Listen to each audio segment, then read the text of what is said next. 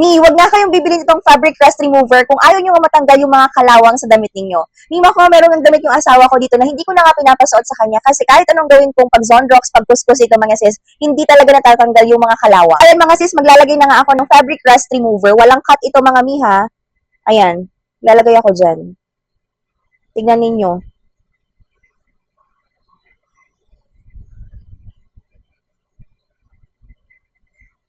Napapansin nyo ba mga sister ko, nawawala, naaalis, kahit kasi anong kuskus ko dito mga mi, kahit ilang beses ko nang nilagyan ng Zonrox, ganyan pa rin mga sister ko. Mga sis, magic! Nakikita nyo ba yung sa manggas mga mima ko? Ayan ha, yung nasa manggas. Ito ha, ito.